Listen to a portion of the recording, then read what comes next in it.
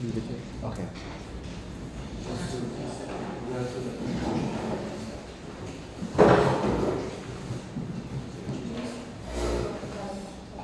All right. So I just want to get record the veto speaking word from both teams. Starting with, give me 1 second. All right. Right. Proposition. What is your veto? Veto motion B. So in the Teaching. Okay. What is your veto on your side? Our veto is no, it's not the third. It's outside. It was a motion about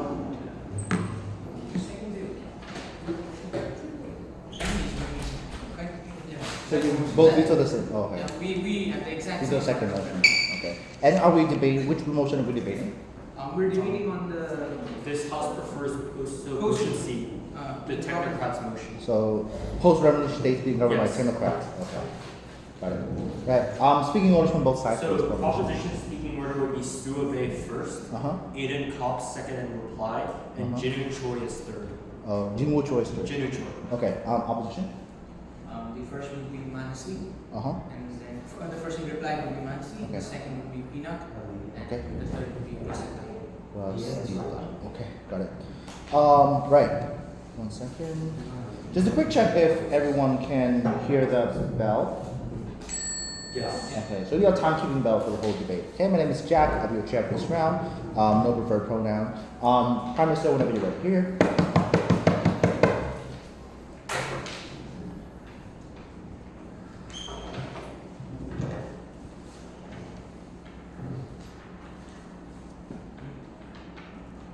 Okay, whenever you're ready. In post-revolutionary context, where everyone believes that their country is doomed, we cannot let emotions and rhetoric decide the fate of the country. What we need is hard facts and professionals to stabilize the country before any of the drastic movements actually start. Then, what does our framing look like? We think first, what does the post-revolutionary state looks like first? There's lots of division because there's political division throughout and how the revolution was achieved. So there's obviously people who support the revolution versus the people who didn't. So there's a lot of political division and people are probably not politically stable. Second, the economic state is unstable or almost non-existent because there's no foreign investment that's coming into the country and people do not want to spend lots of money in a post-revolutionary context where they have no guarantee of how their money is actually going to look like. Therefore, we think that economic state is either non-existent or probably really bad. Then, what is our model and how do we solve this? First, we think we support a technocracy in which the scholars, the economists, health and agricultural experts are those who run and make the executive decision of the state. Note that these leaders would be appointed regardless of whether they were part of the revolution or not. So this would be just purely based on educational degrees of the leaders or their competence. Then, we think the comparative that the alt must defend is this. It's that they're going to probably have a charismatic populist leaders who throughout this public sentiment simply because they're attractive to the public. So they probably have a really good leader that is good at speaking and a lot of people believe in them because in an unstable context, you need someone that you want to depend on. And there is no way to assure that ops leader knows this international relations, policies, or really anything because these are just people who are good at speaking and there's no guarantee that these people are smart most of the cases. Now, what is our first argument then? We think technocrats are best actor at stabilizing and recovering. I think this is probably the most important argument of this debate because as long as we're able to prove why these technocrats are better at stabilizing the country, I think we take this debate. Firstly, what is the structural incentive as to why technocrats are going to pass good policies? We think first, technocracy as an institution has to justify its non-democratic power through good policies outcome.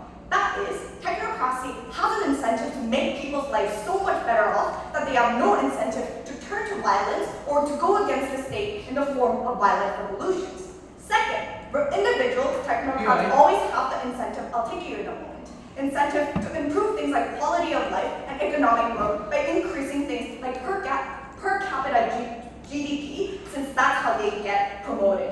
But third, many technocrats are often seek lucrative or they want to get better pay, which means that they're are looking for like prestigious careers later in life in private sectors after concluding their term as a technocrat. I think this gives technocrats the incentive to avoid abusive policies instead maximize the efficiency of the policies that they implement, which is to say that abusive policies are probably not in the best interest of the actor. Then, let's weigh over why technocracy will be better than grassroots. We think firstly, technocrats are formulated and work with data, which means policies are made by hard facts rather than post-revolution context where people are easily swayed by rhetoric and nationalism. We think actually the biggest problem with post-revolutionary state is that when a leader or politician of the movement with great rhetoric but wrong ideas starts to lead, they are unable to make the right decision at the start of anything. But we think this is the most important problem because when they're not able to start or have a stable start, this probably means they're not going to even have a better future, and there's no guarantee that their economic condition is going to improve throughout. Because when you don't have the ground of any of these knowledges that probably many of these technocrats already carry, you're unable to make informed decisions, for example. And we think this is especially important in the context where you need a good start, where you have to get your country back into a good economic position. We're moving on, sure. Why is it true that the people that get elected from, let's say, once involved in the movement have no knowledge of things? Because they're literally the ones who represent the problems that structurally arise so that the state had to fall because there was a distrust in democracy. The primary incentive of any nation after post-revolutionary context is probably to make sure your country is back to work because everyone wants to put food on the table. That's probably their main priority. So when it comes to that, we think people are going to probably prioritize competence, and it's probably hard to clearly distinguish in either context of who was actually pro in this movement and who wasn't. So we think if that distinguish is probably hard enough, probably people are going to just rely on competence because they want to put food on the table. But going back, we think the impact of our argument is this. While hard facts and data analyzed by motivated professionals are very unlikely to fail, people who are swayed by rhetoric or are not actually interested in these social problems are likely to fail. So we think, at least in our world, when we have a better economic status, that probably means we're going to have better infrastructure, better public infrastructure for majority of the citizens to use, which means that that's a stable country. So we think at the end of the day, probably if you're able to work through hard facts and what's correct and what's not, we're going to have better outcomes because data will never lie to you.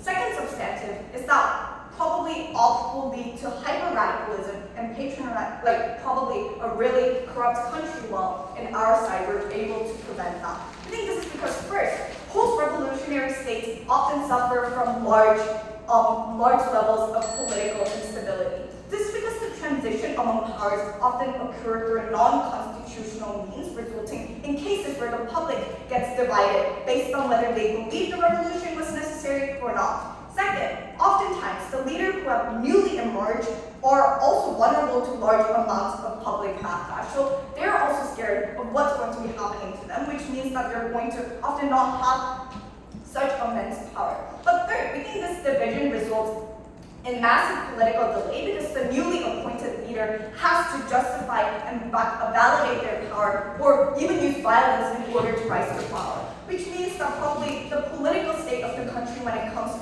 up to believing in this appointed leader is going to be not only hard to justify that they made each decision, but also they're not going to be able to rise to power without using violence. On our comparative, we think there's going to be way more trust towards the technocrats rather than the grassroots movement because first, this is measurable and visible impacts that they're working with. So country is getting, if you see that your country is getting visibly more stable, I think you're more likely to believe that, oh, maybe this data that they're analyzing is actually true. Therefore, you're so proud to. And then the Prime Minister of the speech and by leader of opposition open the opportunities here.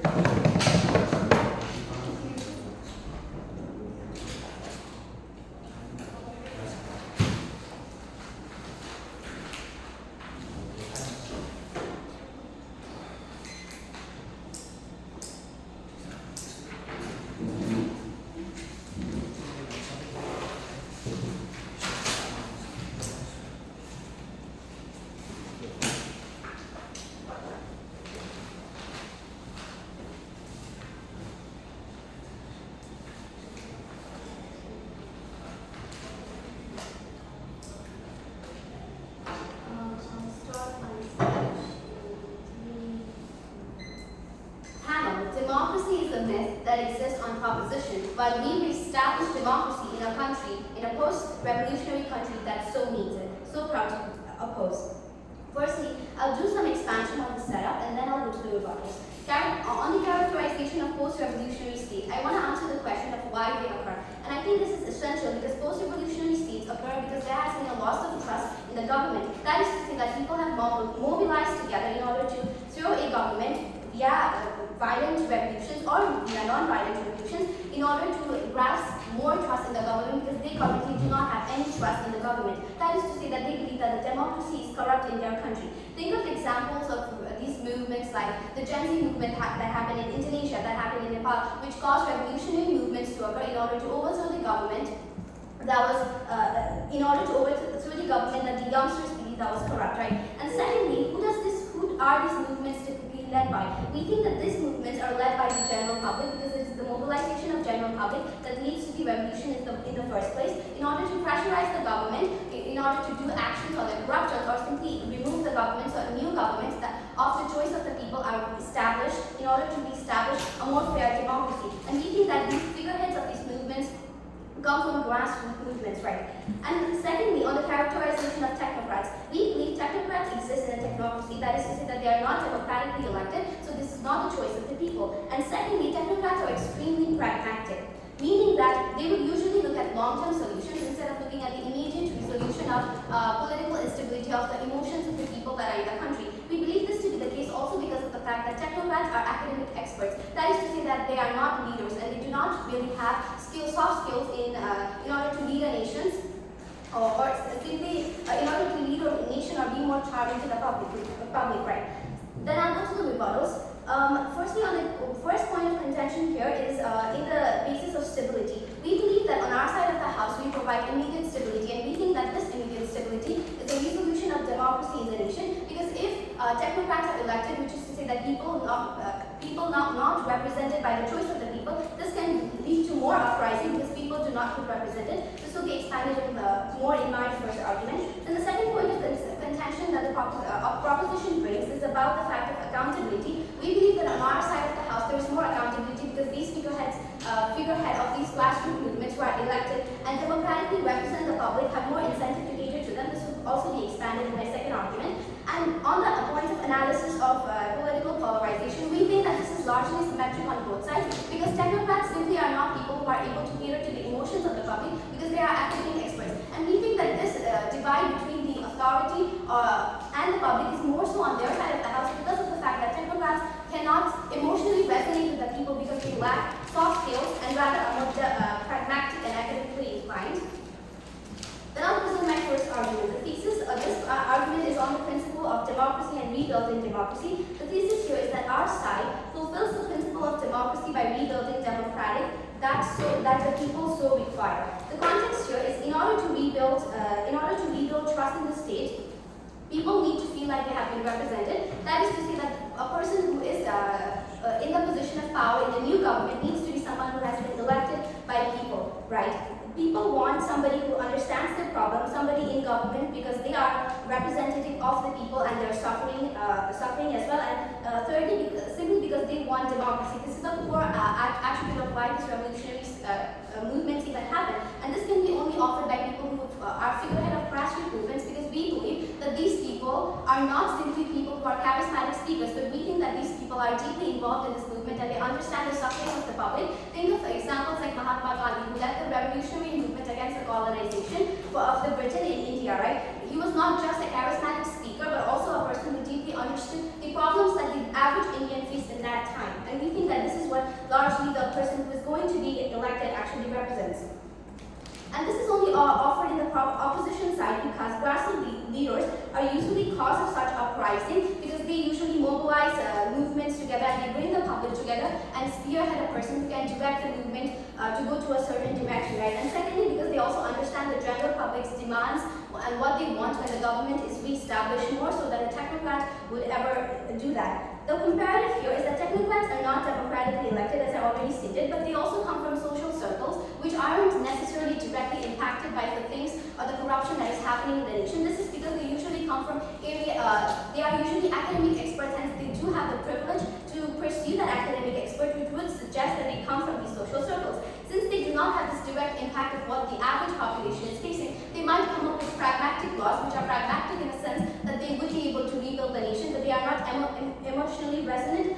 public right. This would cause a lot of problems, which would be the impacts here. Firstly, there would not be a lot of trust for the technocrats from the public's side, because it is not somebody who is from the people's choice. And secondly, there is likelihood of another uprising to happen, because this uprising relatively comes about because they are not trusting the government. And when somebody is elected who is also not trusted, who is also somebody who is not being elected by the choice of the people, people might not feel represented, not only because the technical aspects that the person who talks about is not something they can directly resonate to, but secondly because they simply do not have the people skills to converse with the average public generally, and thirdly because they feel like they are not represented right. And before moving on to my second argument, I'll take a point. Is it easier to mistrust a person or the data? Okay, so in a revolutionary state, we think that people are currently in an emotional distress. That is to say that even if you present data, the person, because these technocrats have been elected or appointed by the government, which people normally are not trusting in this particular state, they are not likely to even trust the data. And even if they are not trusting the data and they are trusting the figurehead, we believe that this figurehead is able to be representative of the problems of the people and are also accountable, which is my second argument, which I think will clarify the POI as well. The thesis here is that on our side of the house, we present more accountability. On our side of the house, this person has been elected by the people. They have incentive to cater to these people because they have gone to the place where they are politically because of these people, and secondly also because people will be more scrutinous towards these people if they're not able to fulfill their roles politically and provide this establish a government that the people want. Right? This is because these people have been elected to understand the problem of the people deeply. On your side of the house, technocrats are distant and pragmatic. Policies can reach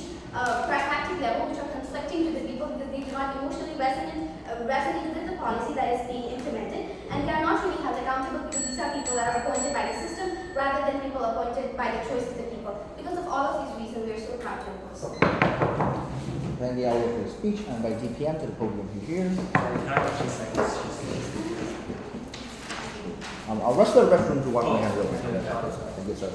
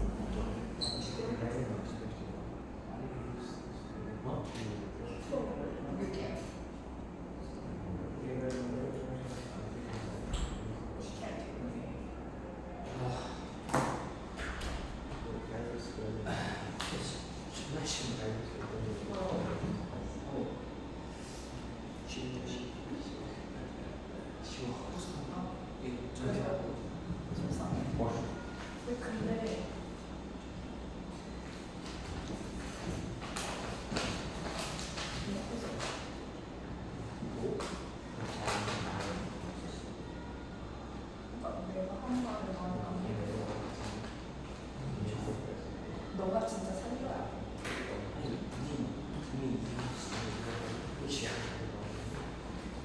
나도 느꼈어.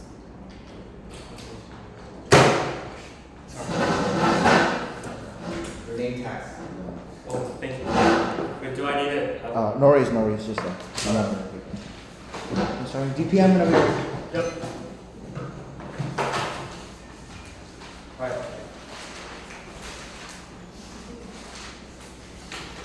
Start my speech. In 3, 2, 1.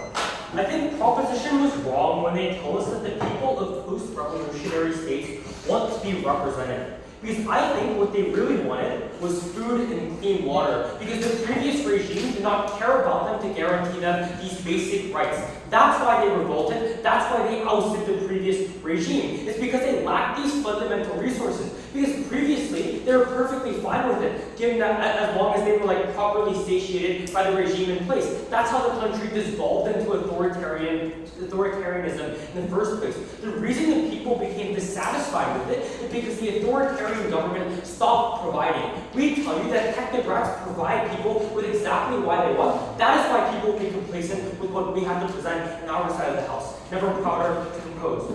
But before I go on any further, I want to deliver some rebuttals. The first thing I would respond to is that I think Sua already, or the first one thing I want to remind the room of, is that I think Sua already explains to you why democracy in these instances is oftentimes quite bad. But allow me to flag this again. The problem is that the people in post-revolutionary states are emotional, meaning they do not know nor can properly think about what will best help them in the long term. That's to say, meaning it takes some of the decision-making capabilities out of their hands to make sure that their best interests are being met in the long term, to make sure that they are getting the basic things that they crave, such as food and water, for extended periods of time, so they can have economic prosperity. The second thing I want to touch on then is about the qualifications of the leader, because I think side opposition wildly inflate this.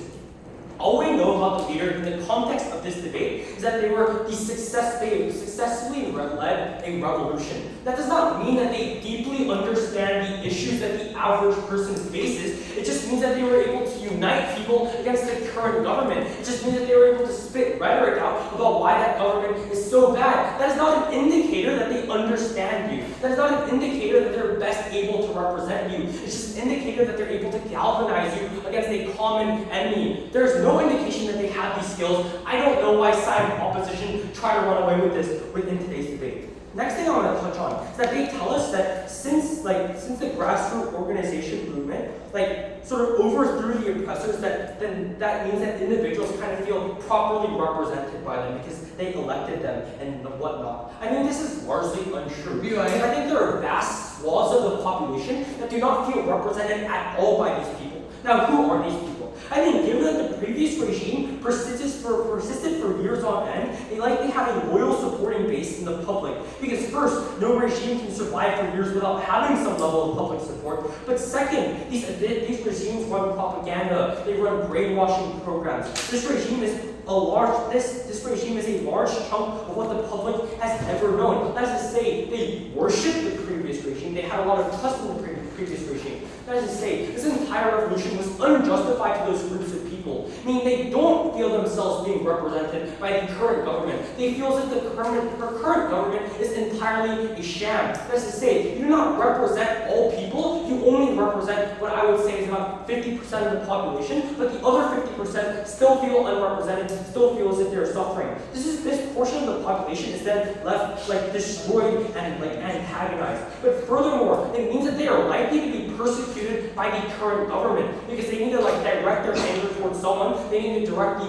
public's emotional outrage towards someone. So they will persecute the people still loyal to the regime. They will strip them of their homes, strip them of their livelihoods. That is not how a regime should win. Because should run. Because I tell you that this will happen because the only way that these regimes came into power was through this anti-current government rhetoric. So the only way that they will stay in power is to further entrench people within this rhetoric by prosecuting and pursuing these people who currently live under the new regime. The second thing I want to talk about is why this, I already touched on why this is generally so bad for the people themselves, but this is abhorrent for the country as a whole, because it is oftentimes those people, the people still loyal to the previous regime, that hold the land, that hold the businesses, the same people who are loyal to the previous regime. And thus by having people in office who are actively persecuting these people, you lose out on their abilities to help you sort of manufacture this new society. You lose out on a partner that can help you fix the current situation. Technocrats don't have that issue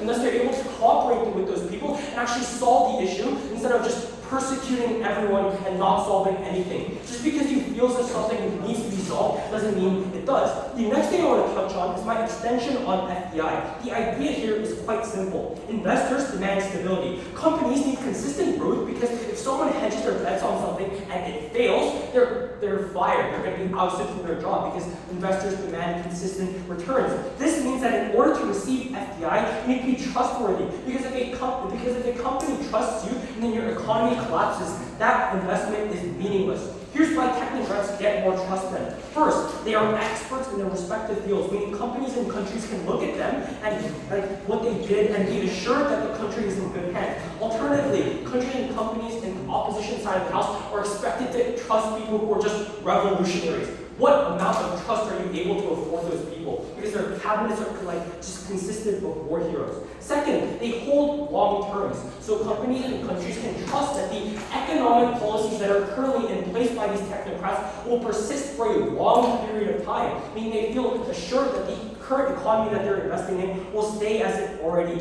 is. Alternatively, given that it's a democracy, there's going to be constant switches in power, which means that you don't know who's going to be running the country the next election cycle. You don't know what their policies are going to be. How are you meant to trust that government? How are you meant to invest in that government? Why is this so harmful then, and why is this so good for us? Because FDI enables countries to help leapfrog in development. It enables them to erect roads and schools that supplement the transition to tertiary forms of workers, which means that they get higher pay, which means longer lives, which means more freedom to do what they want to do, which is exactly what a government ought to guarantee. The next thing I want to touch on then is why we uniquely win today's debate. First off, I think we clearly win today's debate because of our win over public support. Because we already told you that a large chunk of the population is not going to support these people. And are also able to tell you that a large portion of the population is going to trust these technocrats because they're able to show concrete returns on the stuff that they're doing. They're able to show that the economy is gotten better. They're able to show all of these statistics about that. That increases public loyalty towards this technocratic regime that allows the public to believe in them and what they're contributing to them. The next thing is just on purely economic outcomes. We're able to give people food, we're able to give people livelihood. That's what they demanded in the first place. Because we're able to do that, very clear side proposition win, even at the end of DPM. Thank you very much. Then you have the speech, your Lord of the Lord.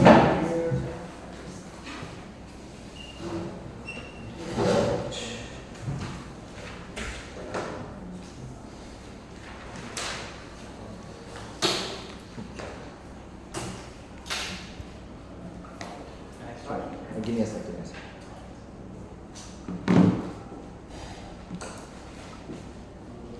Alright, whenever you're ready. So I'd like to begin in 3, 2, and 1. Panel, proposition loses this debate the second they paint these grassroots leaders as populist demagogues who do nothing but charming and cannot do anything other than that. When an entire nation has nearly evaded collapse, would you want to A. cherry pick people with the most that have the most experience and expertise in a particular field, who the majority of the agitated population doesn't even know, isn't democratically elected, and are not even close to the people, or B.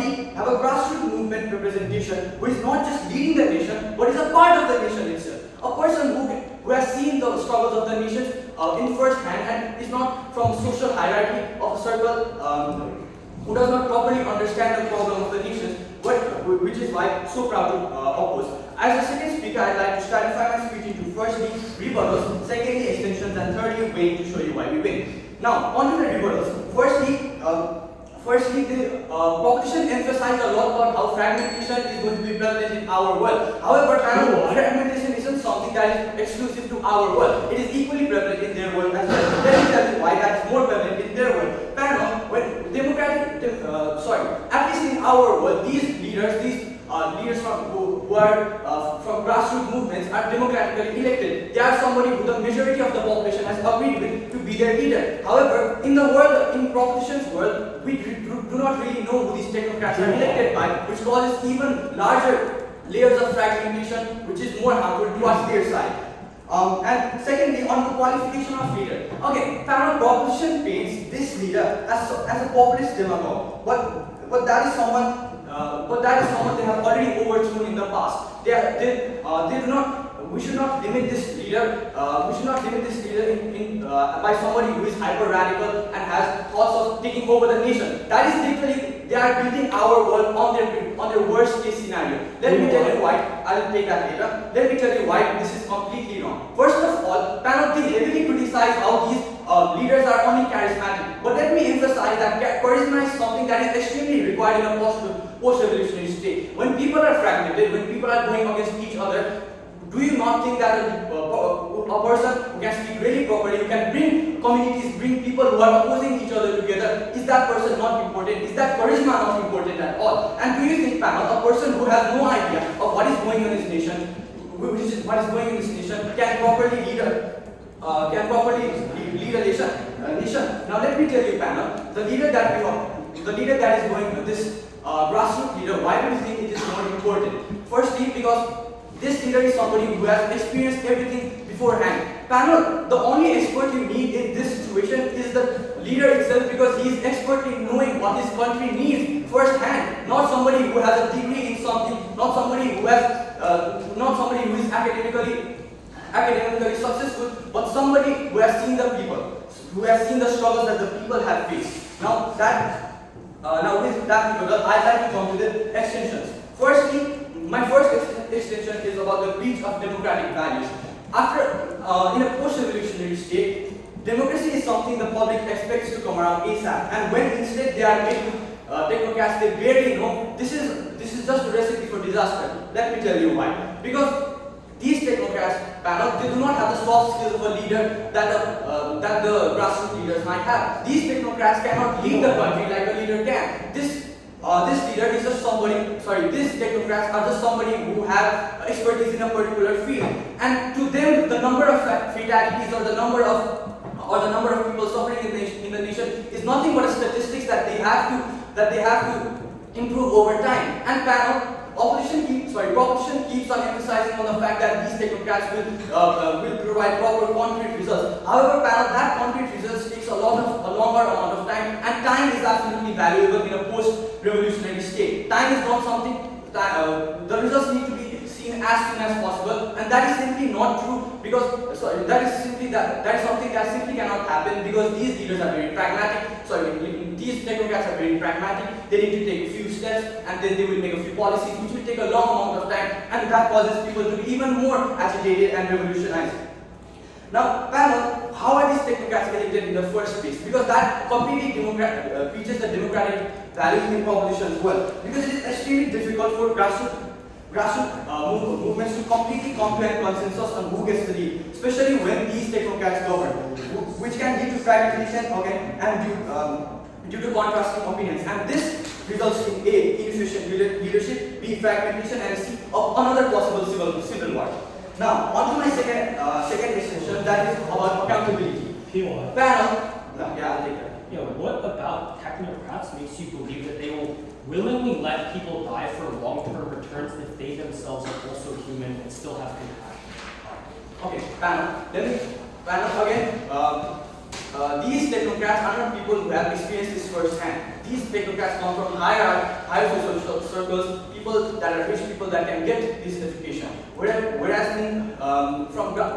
these grassroots leaders, they have seen the people firsthand, and they have comparatively more compassion and kindness and love for the people that they represent. Which is now coming to my second point on accountability.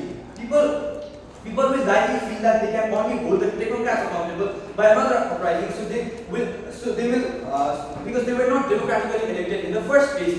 Panel, a leader who is democratically elected, they have the incentive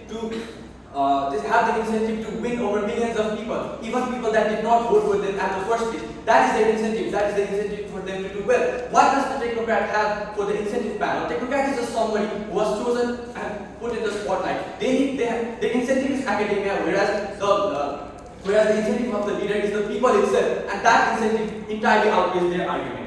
Now, finally, on to my weighing. I'd like to weigh this entire debate in two main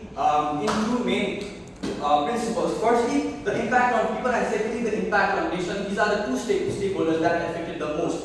Firstly, the impact on people. Panel, you will see that on our side, people are more positively impacted. Why? Let me tell you. Panel, because these leaders have experience of everything firsthand. These leaders are a part of the people. They will obviously enforce many sorts of laws and all of that firsthand. Whereas that takes a longer period of time in their world. Secondly, the impact on nation is that panel, a proper leader has enough soft skill to take a nation to another place, whereas the technocrat does not. Therefore, very practical. And then the other of the speech. I'd just like to advise speakers to, not leave the room or your seat during the speeches. I mean, like you have to do it like, silently, which I really appreciate. But if possible, you can leave the room like in between speeches instead of in the middle of the speech, just like a general reminder.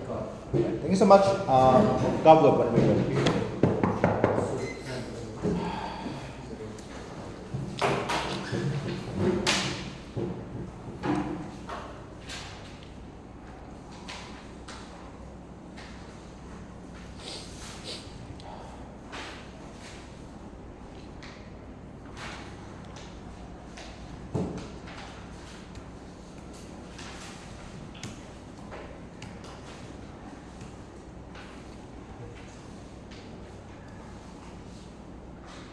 First one.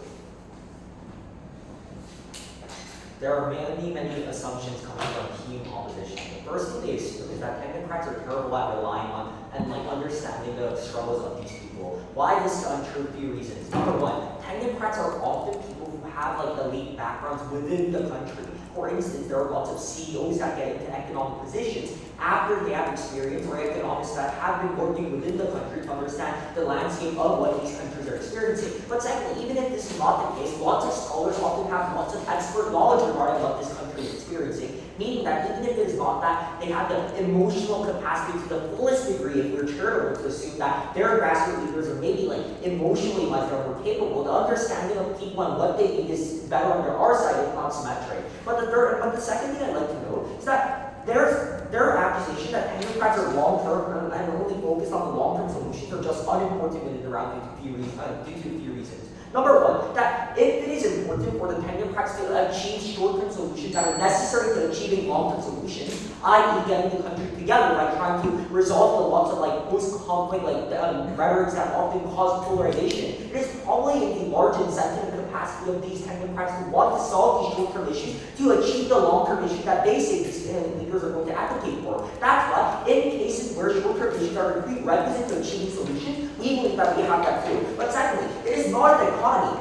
We explained to you as to why that if it is true that short-term solutions are, even if short-term solutions are really important, there are lots of cases in which this country has to advocate for long-term solutions. This is because in order to prevent future uprisings and future revolutions in which the country goes all chaotic again, we ought to establish lots of good economic policies and lots of strong infrastructural backgrounds in order for the country to not get messed up all over again. Two clashes then. First, who's that is able to advocate for better development. Second, clash on better representation. First, clash better development. I want you to note that this clash must be weighed upon all other clashes or any other issue around for two reasons. That number one, economic and political development is the prerequisite to preventing any future forms of instability. Insofar as we're able to prove to you that the people do not feel hungry anymore, the people feel like they're getting better represented, that they have better solutions, you ought to believe that this is the most important issue in the round. What are some of their responses against our economic argument? Actually, there were kind of none. Other than their argument that,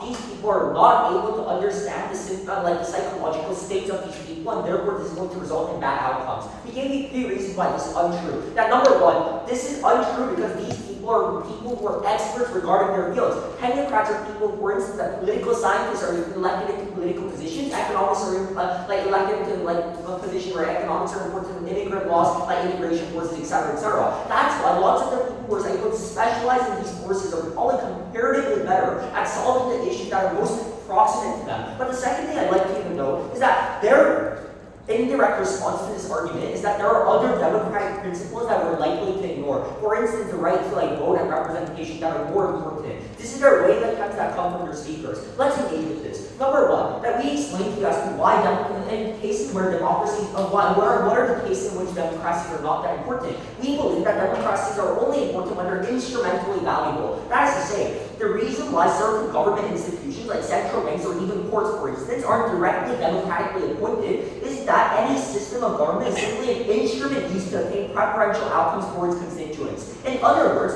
governments arise from the brutally anarchy-like state of nature where violence plausibly is common. The mandate of the state, therefore, is to maximize good outcomes for those it governs over, which means that any pro-democracy principle is simply less important than proving that democracy gets practical outcomes under their side. So insofar as we're able to explain to you that democratic rights are less important, we're able to prove that the practical outcomes of this, what we're able to achieve practically is what gets better outcomes. We tell you why, like sometimes democratic rights are a lot less important than the feeling of representation. But I want you to know that lots of the feelings of representation that they advocate for, like probably not that important in this round at all. Because lots of these feelings of representation are just like painted forms of short-term populist regimes that they're likely to advocate for. Look at their wording. Their wording literally uses illustrations that say that people want to feel like they're getting represented. This is when politicians and lots of the grassroots leaders under their side engage in short-term like populist displays that are performative in order to gain more support and in order to reduce stability and like actually not face the problems. What does this look like? Maybe like they advocate for large amounts of UPI without like thinking on like the long-term implications of like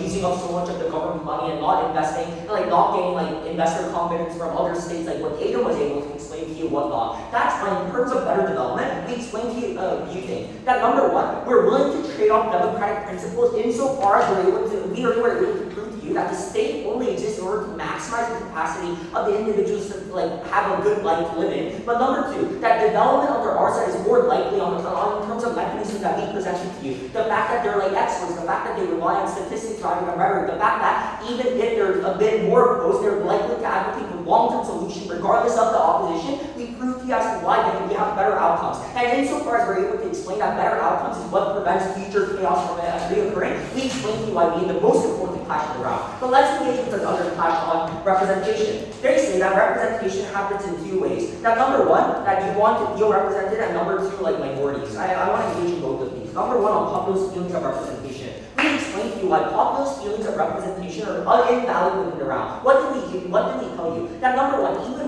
if you want to get represented, we believe this is less important than the practical outcomes we explained to you. That number two, that these people are also going to feel like they're going to get represented insofar as the government is having like good outcomes. Think about it. The only reason why you care about proper representation is because you feel like the state is not representing what you want and your demands. Insofar as we're able to explain to you that the first clash on the practical outcomes is what the people want most, that they don't want to get hungry, they don't want to be afraid of future political instability and whatnot. The way in which people advocate for like better like rights and representation is a lot more mitigated compared to what we explained to you on the practical outcomes on why people want this to happen. But second on minorities, there's absolutely no engagement or analysis on minorities that came from Aiden and from our deputy leader opposition. We gave you three reasons why minorities are a lot better off under our side. That number one, democracy has structural incentives to prey upon ethnic, racial, cultural, and religious divides, since it's the easiest way to like scapegoat them. Number two, that democracy has incentives to cater towards exclusively to the majority, which often results in polarization. Number three, that democracies are often hijacked by dominant ethnic majorities. What we explain to you is that comparatively, democracies are less restricted by these narratives because the people who rise to power just need to prove that they're the most meritocratically free. So insofar as we're able to explain to you that the principle is only a means to gaining the practical outcomes explained in the first class, we get the debate home.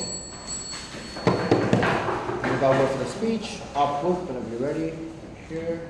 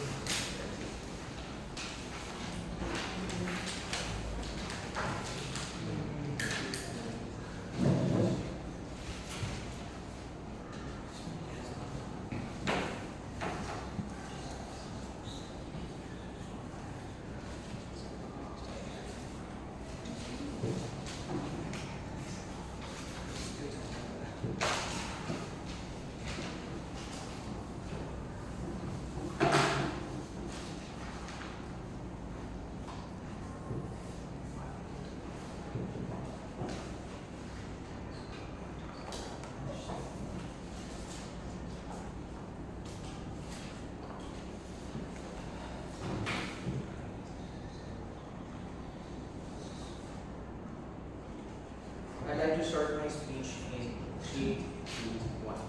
Sorry. I'd like to start my speech in 3, 2, 1. Panel, if I was a citizen who was struggling in a post-revolution state, would I want 1, a technocrat that I would have never seen and their incentive is academic, or B, a leader who has worked with me side by side whose incentive is with the people, right? Panel, before I move on to my speech, there are some fundamental errors in proposition's case that I would like to call out. First, they come up and tell us as to how people are going to be data-driven, and they are probably going to follow people in terms of the data that is provided. But then on their second speech, they come and tell us that people are more likely to be emotional instead of like actually being pragmatic, right? This is a major contradiction on their side, because if people are not going to be emotional, then they are probably going to resonate with the person that is structurally closer to them, which means that the problem that even the person that even if not necessarily does, but claims to solve their problems will be the one that they support instead of technocratic pragmatics, right? And that is a common misconception on their side. So let me get into the rebuttals then. First, on their point about stability and rebuilding, right? We concede to the fact that technocrats might have good intentions, right? But then we tell you that they can structurally fail even while having good intentions. Why? Number 8, they are too pragmatic and focused on the likely larger picture. What does this mean? This probably means that people suffer outside data on paper, which they fail to cater to. For example, a country might face famine, starvation, etc. And an inversion of an expert could probably be to fix this through let's say, rebuilding the economy, right? And we also concede that maybe in the long run, this is something that can fix this problem structurally, but it does nothing in the current world to impact the lives of people that will still suffer in the process of rebuilding, right? And that is what we say is the major flaw on their side. For example, there can be economic prosperity that they can bring on their side, but while that economic prosperity is coming, they are probably going to compromise in the lives of people that will suffer in the process. There might be people that still die. And we will tell you this is true because these experts are probably likely to make their decisions by weighing on pros and cons, meaning that they are probably likely to exempt on certain factors that they cannot cater to, because they are unlikely to find a solution that will be catering to every single aspect. So hence, when they try to compromise, they want to look good on paper because that is what they provide their incentive to be. And to look good on paper, they would probably need better statistics than actually prioritizing the lives of minorities, which is a major flaw on their case, right? And now, moving on to my other rebuttals, right? Why is it exclusive to them? Our side, even though we consider that we may not solve this long-term issue as effectively, we still address the short-term issues, which is the time-bound burden of this motion, right? And they talk about how data is reliable, but they do not tell us as to how every single time, especially in a post-conflict state, you're able to collect data of all the people that are suffering, because that is something that is very recent and probably you don't have the infrastructure to do so, especially when the conflict arises, right? Now, second rebuttal on their point about hyper-radicalization. We talk about how the transfer of power is non-democratic on our side. We concede to that, but the transfer of power is probably non-democratic on either side of the houses, right? And there are two things that we would like to see. First is that radicalism itself is unlikely to happen on our side. Why? A, because people come from these normal people, these grassroots people, right? Which means that they're emotional about the problems that these people are facing. But secondly, even if they're not emotional and they're populist leaders, there is probably more access to criticism from the general public to these people, because they're not technocrats that were elected out of nowhere. Which means that scrutiny over radical movement is higher on people on our side, which means that they're more likely to stay accountable and probably not do something as radical as what technocrats might do, even if they do it for good intentions, right? But secondly, even if this happens, it is probably more harmful on their side. Why? Because as previously said, it is less accessible for Democrats because they are not directly elected from these people that directly face these issues, right? And experts usually have complexes to believe that whatever they are doing is right and they are doing for the greater good, which means that even if they face criticism, they are unlikely to take it into regard because they feel that maybe it fix the problem of majority, right? But also thirdly, they are, as previously said, highly likely to weigh the harms and benefits of things, which eventually leads them to not cater to the minority, and it is essential to do so because minority are probably the most vulnerable people in this debate. Before I move on, I'd like to make the point. You say that minorities are better off under your side, whereas in a democracy, the democracies always cater towards the majority. How are you going to explain that minorities are less harmed under your side of the house? The minority actually flips when this thing happens, right? If you let per se this movement succeeds and you elect a person, let's say, from these grassroots movements, then you assume the fact that this movement was large enough that it could replace the government and probably put someone from this movement into power. Which means that now these people are the majority and these people are not exactly what we're talking about. But when technocrats are elected, the majority flips because technocrats actually try to look onto the paper to actually solve their issues, right? Which means we're talking about the people in terms of majority, in terms of whose problems are structurally catered towards. For example, an economist might prioritize, let's say, a 50% economic jump and probably a reduction in, let's say, if 10% of the people were dying due to famine, they might prioritize getting to 2% people from dying, right? But then people on our side would probably not even let that happen, but probably compromise on the 50% economic growth that will come in long term, and that is a trade-off that we're willing to make, right? Secondly, they talk about how our leaders are populist, right? This is only an assumption. They say that our leaders are, this is just an assumption. Why? Because firstly, people probably do not support without any cause, right? It is a common problem that was shared between people and they resonate with them more. They believe that this person can fix their issues and are, as previously said, much more accessible to criticism, even if they're likely to fail. But even if they are populists, they are still better than technocrats. Why? Because number one, they know how to lead, and that is why they were able to amass such a large number of people in the first place, which means that they are probably able to handle fragmentation that they so claim will happen much better than technocrats are able to if fragmentation happens, which we have given you mechanization as to how that happens. And will probably fix these short-term issues better, right? And technocrats are something that we do not try to completely exclude, but these are not the people that we want for short-term solutions. Maybe these are people that can transition later on through democratic processes if the country has stabilized to an extent and the short-term issues of the minorities are fixed, right? Note that the movement is probably large enough to have a majority of people that want this regime to take place. Hence, we say that it's not 50-50 as they claim it to be, right? And then they give us a lot of unnecessary benefits about, let's say, FDI or things such as economic development. We told you that this might be true in the long run, but still not the first priority, because there will be a lot of people that will actually be suffering in the current times, right? So, what are the clashes now? As previously mentioned, the first clash is probably about trust and accountability. This is definitely achieved better on our side because we are simply able to cater to more people. Because one, we are able to have people that are emotionally resonating with the public, but second, also people that can bring the public together, and hence more susceptible to criticism, hence more accountable, right? But also in terms of pragmatic development, we can actually transition that into more long term by actually not compromising on the short term harms that minorities face, and for all these reasons, we are so proud to oppose. I think I'll move to the speech to go over this op case. I'll put it on here.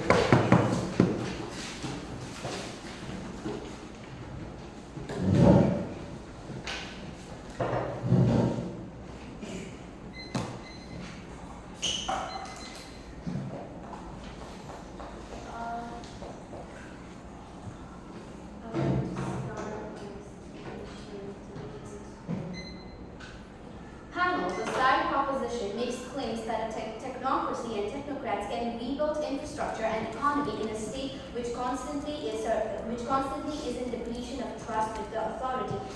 They forget the fact that their technocracy creates more distrust in the current in the state that has, which is fresh out of revolutionary movement, and they do not consider the fact that this distrust can lead to more uprising. We think that the proposition in the pursuit of technical rebuilding forgets the core rebuilding required for the state, that is the trust with authority, instead of creating more distance with the authority because you have elected people. You have elected technocrats which have not been chosen by the people. I'll explain why we win this debate on three major clashes.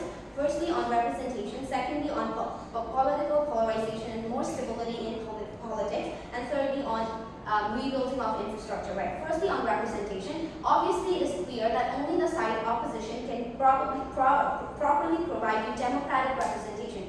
But even if we consider representation in policies, we think that this is better provided in opposition side of the house because we think that technocrats simply are too pragmatic to understand the policies that are currently in need, which can impact the people in place, right? They usually think about long-term solutions, which can create policies that conflict with people's idea of what policies should be implemented, and this conflict, we believe, can lead to other uprisings, especially on the matter of accountability, which I'll talk about in my third class.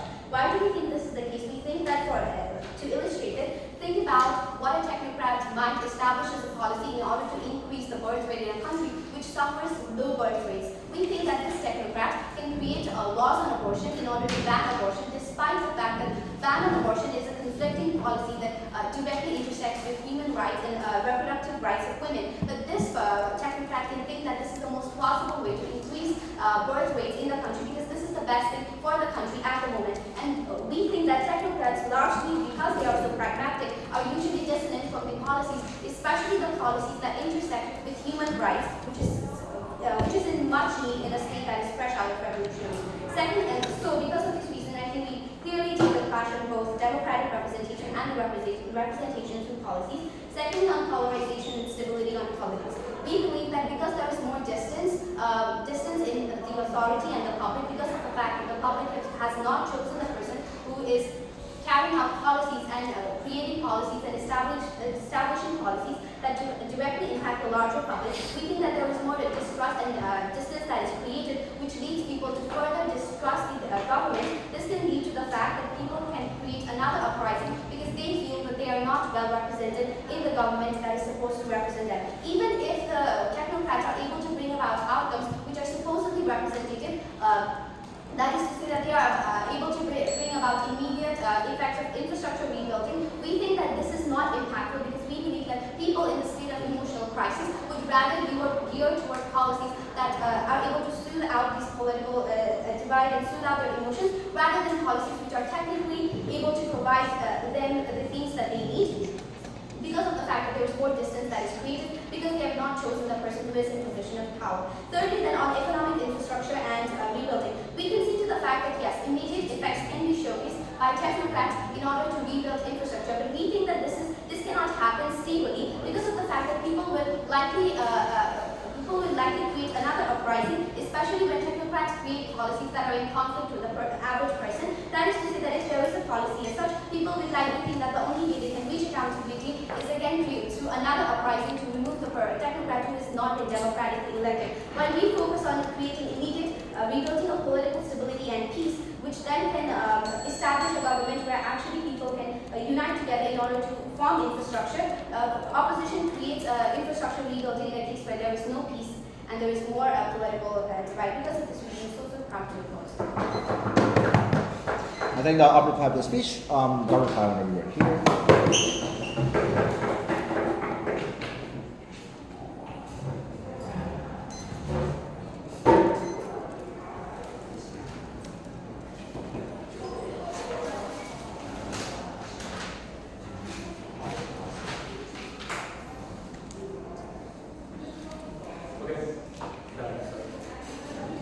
Yeah, you can start whenever you're ready. I'll start. 3, 2, 1. I think this debate was unfortunately the victim of a lot of mischaracterization coming from side opposition.